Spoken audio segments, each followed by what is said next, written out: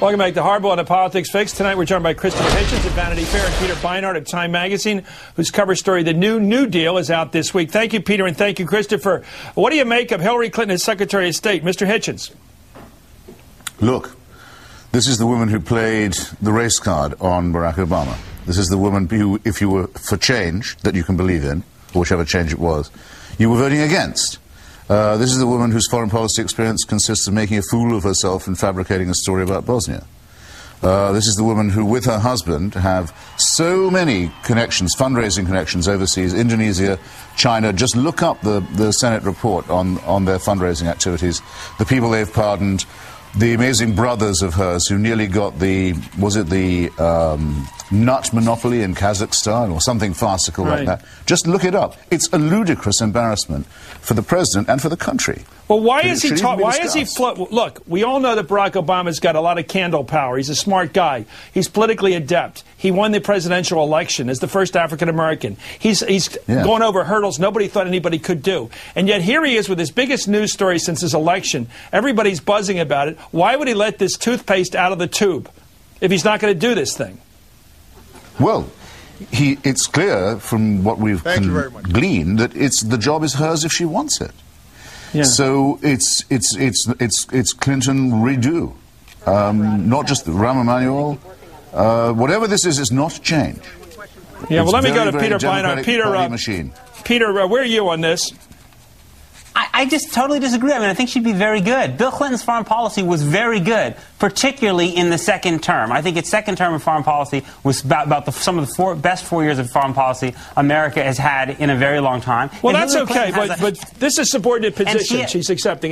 Do you think she would fit in a subordinate position? In other words, advocating Barack Obama's foreign policy. Not hers. It would be in her interest for the Obama administration and her Secretary of Stateship to succeed. And she has a history of when she's an incredibly hardworking, very tough, very smart person. She made a success of the senatorship from New York. I think she'd make a success of it, yeah. Well, I probably disagree with Hitchens on this, but I am very suspicious when John Kyle, a major supporter of the war in Iraq, a complete hawk, a neocon in many ways, complete hawk, supports her for this. Henry Kissinger's come out of the woodwork. He supports her for this. Why do these establishment conservatives want her? What are they up to? Why do they want her? I don't know what they want. Don't compare Kissinger to Kyle. I mean, Kissinger is a critic of the war and a so-called realist and someone who likes leaving. Well, why do they both want her? They're both Republicans. Why do they want her? Because she's a status quo type and they know they can, so to speak, trust her. She's a member of their club. Just a comment on what Peter said a moment ago. If you remember, and I'll drag you back to this Bosnia farce that she inflicted on us during the campaign.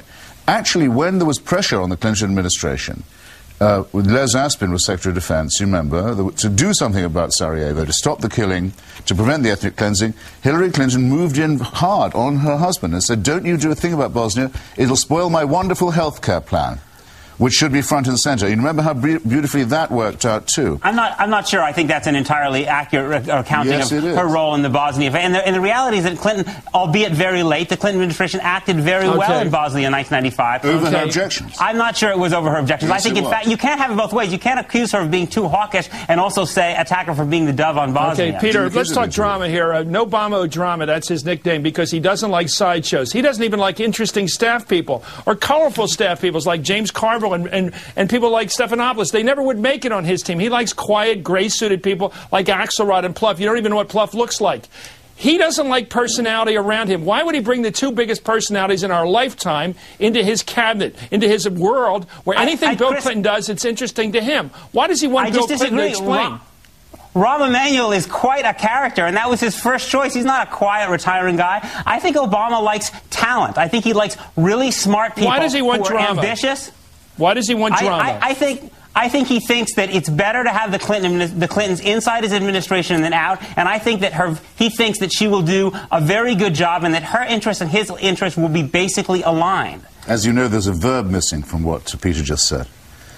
When people say you want them inside rather than out, there's a very important word that I can't use on your. I know the word. Yes, but the question is this: sure, but will Bill Clinton just before we leave the Kissinger point? Remember, Kissinger had to decline the honor that Bush wanted to give him of being chair of the 9/11 Commission because it would have involved mentioning the names of all the people who he had business dealings with around the world. And he wasn't willing to do that with Kissing Associates. He didn't want to expose his clientele. Okay, will he accept the deal? The same thing, believe you me, is going to come up with the Clintons. Okay, gentlemen, I want to... Lynn Sweet of the Chicago newspaper and sometimes had an interesting question. In fact, she proposed it. If it's about prospective deal-making, he'll accept the fact, whatever it takes to get his wife the Secretary of State job. If we go back into last week, what he did, who paid for his airplane travel to Kuwait, for example, or anything like that, he won't go along with it. Will he accept a prospective deal, Peter, whereby he won't take any money from any foreign leader from now on or foreign interest? Will he accept such a deal? I think so, and I think it would be a good deal. Look, if you believe, as I do, that Hillary Clinton would be a good Secretary of State, I think the best of the group that have been mentioned out there, then I think that's a perfectly acceptable deal to make. I think well, who's going to pay for Bill Clinton's next airplane trip abroad? Peter, you got to answer that question. Who's going to pay for the next trip abroad? Whoever it is, it should be publicly disclosed. I completely agree with you. We'd also like a full accounting. And that's We'd good also enough. like a full accounting from all the Chinese and Indonesian witnesses who were fugitives from justice rather than testify in the last Clinton fundraising hearings. Well, Mark Rich, we need to know what happens to that money now. I really don't think most people, besides Chris, with all due respect, are really interested in rehashing all of the scandals of the 1990s. No, it's a question whether they're all coming back, sir. That's the question. Rehashing or reliving is a bigger question. Do you want to relive them all? Yeah, and who owes who for what? We now need to know. It's a good question. It'll have to come back up. I don't really think we need to know. I think we need to have full disclosure about what Bill Clinton does in the future, and I think we have to have a debate about whether we think Hillary Clinton would be a good secretary. I'm going to come back on that point, because I think you can make the case that if Bill Clinton's willing to really play ball with this, it might be the smart Lincoln-esque move. We'll be back with Christopher Hitchens and Peter Beinart. The more about the Hillary prospect. Boy, it is the hottest story, but this campaign isn't over. Christopher Hitchens and Peter Beinart talk politics here, and Hillary Clinton. You know, both of you guys support the war in Iraq, right?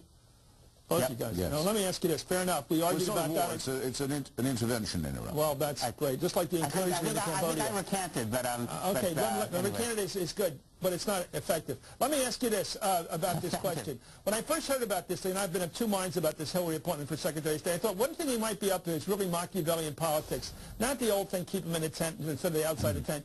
But he may have to cut a deal in the Middle East. Bringing in Syria, cutting some deal where Syria separates itself strategically from Iran. Perhaps Syria separates itself from terrorism, which would be the deal with Israel, giving back the goal line, but getting something like 67, some kind of big deal that makes history and good for everybody. But the only way to do that, if you're going to be a little bit tough on Israel, is to have somebody who's a little bit to your right. You start with this, Christopher. You really know the region. Somebody a little bit to your right, a notch or two to your right on the issue of Middle East politics. Hillary would give him cover in such a deal. Is that the Machiavellian piece here? Well, now you make me think about it. I mean, her speeches in favor of the intervention in Iraq were pretty good because she had followed what her husband and Vice President Gore had been saying and doing about Iraq. She knew in the case that the Baathists were linked to al-Qaeda, that they were dicking around with weapons of mass destruction privately, and so it was a very strong one, stronger than most people still believe. And her vote was a more impressive one for that reason. She's been very, very, very, very uncritically pro-Israel, though, at all times. Well, is that helpful to him? Does that help him cut a deal that's never going to make everybody happy? We know any Middle East deal is unpleasant, to put it lightly. It's also a security threat. Every deal where you give an inch of territory away makes your security that much more difficult. In fact, your existence more perilous. So does he help her in that regard, if that's what he intends to do, make history in the Middle East? Yeah, is that the plan? I don't know what the plan could be, Peter, if it's not that. Why else put her aboard? Well, I actually think that he may well think that she's a very smart, tough, competent person. But I also agree that you make a good point. I think it's probably less relevant with the Palestinians right now because it's simply hard to imagine a deal with Hamas. But vis-a-vis Syria and Iran, I think there's a reasonable point to be made. Fatah. Well, but they don't. I mean, they're not powerful enough to make a deal with. Okay. But on Iran you're making my life troubled here. I'm talking about if you can do the deal. Is she the deal maker? That's what I mean. And Bill Clinton aboard. I think on Iran, which is the big player here, making a deal which would change the regional calculus on Iran and end the standoff between the U.S. and Iran since 1979. I think you're right. I think she would help to give political cover. That's also the reason you've had people like Dennis Ross very much in the orbit, because I think there's a sense that he would be good at negotiating the region he's a little tougher. And good at selling it back home. That's why I'm surprised at Hillary, because you have a mixed mind here, because you don't trust the Clintons, but you are a bit more hawkish than the Clintons. Christopher, so I'm just wondering why it wouldn't be in your interest to see the Clintons in there, because it would move Barack to the right. Well, on the crucial issue, Christopher, that we've all been afraid of for years, that a messianic regime, a fanatical regime, will get hold of apocalyptic weaponry, Yeah. We're now very close to finding out what that's going to feel like. And Right. to live with a regime that even if it won't go mad and use them, will be able to use those weapons to blackmail us. Right. Now, both the senators, Mrs. Clinton and Senator Obama, President-elect, have said that will never happen. Can we come back? Christopher, Right. can you come back? We have Very to, important. this is too big. We have to come back and talk about this. Thank you, gentlemen. Peter Beinart and Christopher Hitchens. We're out of time. Right now.